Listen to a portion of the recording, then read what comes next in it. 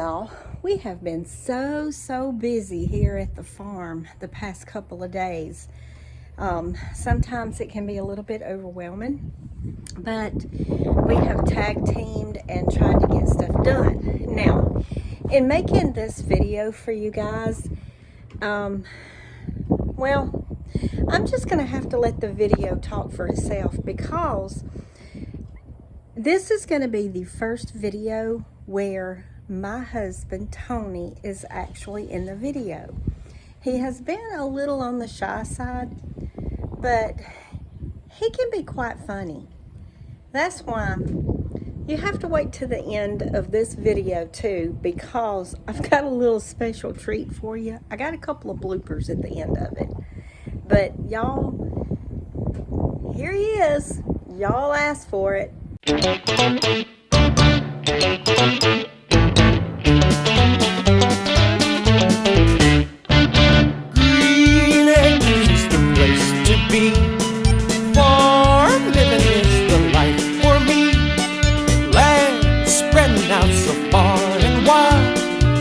Manhattan, just give me that countryside.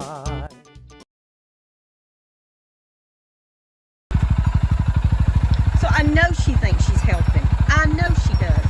But Daisy, you are not helping. Get off. Come on, Daisy.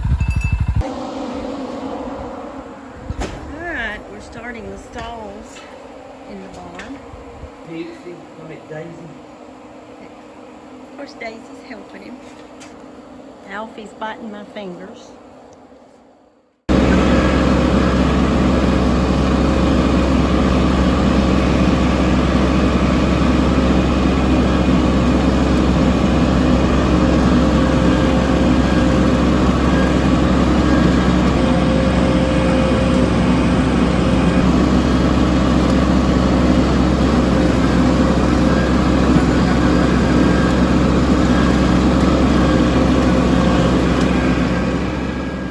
Okay guys, in the room where I've got the freeze dryer, you can see that it has went through its initial cooling the chamber down, but the temp in there is still in the 70s. So I'm going to give it a few more minutes. It actually says to load trays into the freeze dryer and close the drain valve. The drain valve is already closed. So let me go and get the food that's going in there. So here's the food that's going in there. Now guys, the way I do this is I weigh each tray in ounces, okay, so that I know exactly how much weight the food loses for when the machine says that the process is complete. What I do to ensure that the food is completely dry, I go ahead and weigh the food again to see how much it weighs at the final process, and then I'll add 2 hours. Put it back in for another 2 hours of drying time. When I take it out in 2 hours, if it has lost no more weight, the food was completely dry. You can't over dry, you can only under dry. So if the weight is the same in 2 hours after the final, then I go ahead, take it out, bag it up in Mylar bags, and put some oxygen absorbers in there and seal it.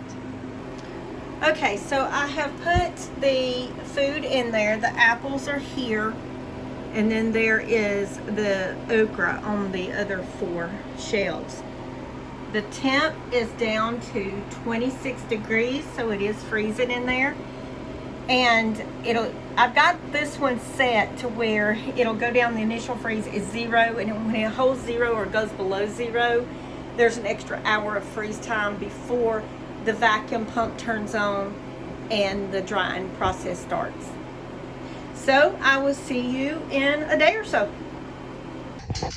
It's early, but since the heat index is going to be between 107 and 112 today, I think we need to get this all done early.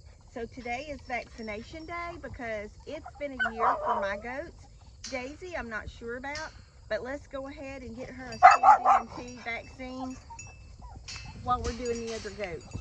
The best way to do this, I think, is going to be while they're eating, because Alfie is a wild one.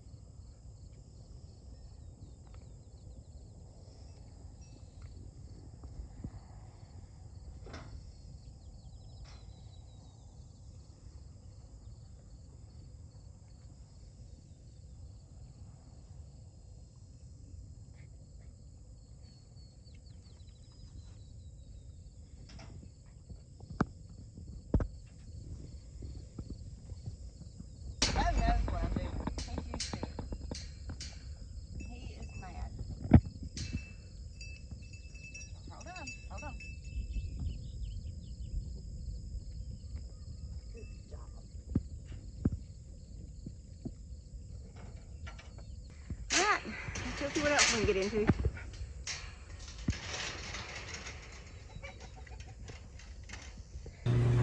Okay guys, so today we have went in separate directions. Tony is on the tractor right now. He is picking up some fat ladder pine, whatever you want to call it. I am in the house. I've just fed all the animals and watered them. I gave vaccinations to goats this morning, and I did it very early because it is going to be a scorcher today. So I am in the house, and you can see I'm doing laundry simply because there's so much to do outside on the farm that I just thought you guys needed to see I actually do laundry. I'm going to be doing this in the heat of the day, and as soon as I get these few loads of laundry completed, I am going to fire up the freeze dryer again. So I think I'm going to do a little more candy today. Tony likes to take it to work with him, so he will go to work tomorrow with some bags of candy. Hey y'all, this is Tony from G&G Farms. So we have a neighbor that asked a few days ago that if we found any fat lighter on the property, would we pick that fat lighter up for him? So I've walked around and I've picked up several pieces, but also figured out that every time we clean off a new place of property or a new piece of property, it's covered in fat lighter. So today I'm going to walk around or drive around on the tractor and pick up my neighbor some fat lighter. Okay, so I have walked up on a big stump that's still under the ground. You really can't see it good, but the top of the stump is about 1 foot in diameter. The thing about fat lighter, or the thing about the way fat lighter's formed, is it tends to form, you cut a tree off and the remaining parts of that tree are left underground. And the parts underground tend to turn into fat lighter. So I have a piece right here that's partially buried that I've kicked it a couple of times, and I finally got it loose enough to come up, if Stella will move. And I want to show you what it looks like once it's laying in the ground. So you can see that that's a pretty good sized piece of wood. I'm going to lay a glove beside it to give you an idea of just how big it is. So fat lighter is formed from pine trees. So as I was saying, G&G Farms used to be a pine thicket. And about approximately 5 or 6 years ago, the pine thicket was cut. So they harvested the pine trees, and there's several stumps left. They removed a lot of stumps, but several stumps are left. And there is literally fat lighter everywhere on this property. So there's multiple names for fat lighter. Some people call it pine knot, or lighter pine, or fat lighter, or something like that. It means that it's extremely rich in resin from a pine tree. So the outer layers of a pine tree tends to rot off. And what you have left is the center of that pine tree, or the core of the tree. and it's extremely rich in pine resin, and it's extremely flammable.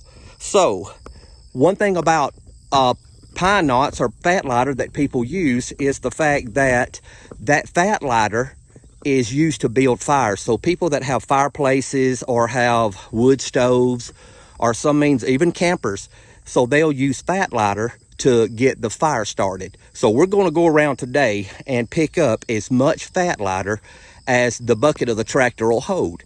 So as I said, every time we clean off a new section of property, the thing is littered in fat lighter. So I want to pick up a lot of that fat lighter today, and we're going to take it to a neighbor of ours that does have a wood stove. Okay, so me and Stella went and got the tractor, and we're riding around the perimeter of the goat fence.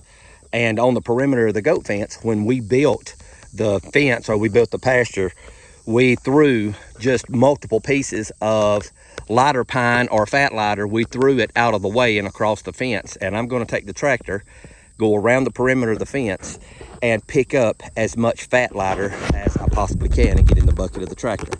All right, guys, as y'all can see, me and Stella have got the tractor out, and we've already started around the perimeter of the fence, and we have already picked up multiple pieces of lighter pine, and there is a monster piece laying right outside the perimeter of the goat fence. Okay, so our second stop, we have multiple pieces of lighter pine stacked up. So I pushed this stump up with the tractor, and I want you to see just how big this thing is. This is an extremely large amount, so I'm going to set my foot on top of the stump just to let you see how big the stump is. So there's multiple days that you could possibly build fires, and multiple fires that you could build with this particular stump by taking an axe and cutting it up into smaller pieces. All right, let's get it loaded and go to the next. So after just a few minutes of riding around the property, picking up lighter pine or fat lighter, we have just about got the bucket full. But on my way past the range, I happened to notice that, hey, I made a stack out here under a small tree. So I'm gonna also load this up and use this lighter to give to my neighbor as well. Okay, so we're at the neighbor's, and he's currently not at home, but I just wanted y'all to see in just a few minutes, or maybe 30 minutes, something like that, exactly just how much of this lighter pine that I was able to pick up from just driving around the farm. So next time you're in the woods, next time you're walking around and you want something that starts a fire very easily, pick you up a piece of lighter pine, break it open, and light it up. Okay, so before I end the video, I want to give you a demonstration of how easily that lighter pine or pine knots or fat lighter lights. So I broke off a little piece, and this stuff lights extremely easy. It has a high content of what I think to be turpentine and maybe other type materials, but it lights extremely well. So it's definitely a great fire starting agent. If you have some type of small spark, this stuff lights up extremely well.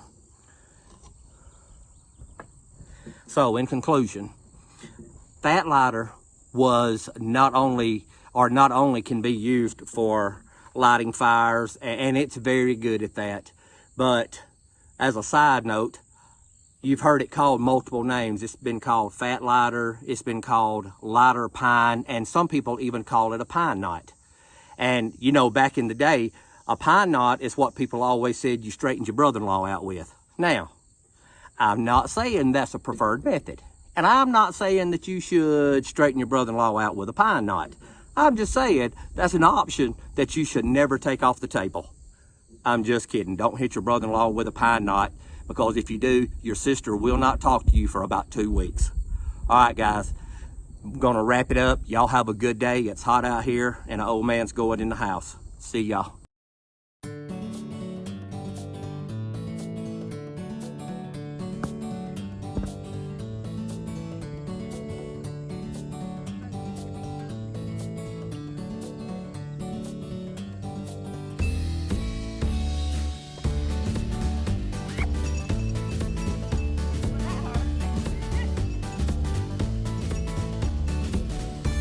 Okay, so folks, so before I end the video, I want to just give you a demonstration of how well fat lighter lights, or lighter pine, or pine knots, whatever you want to call it.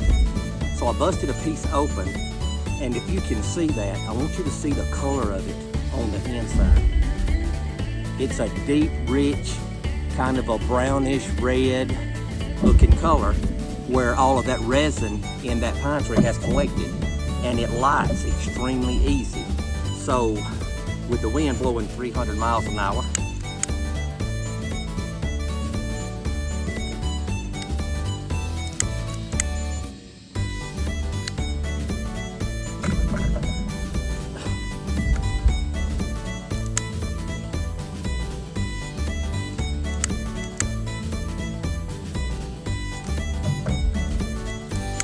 the wind keeps blowing it up.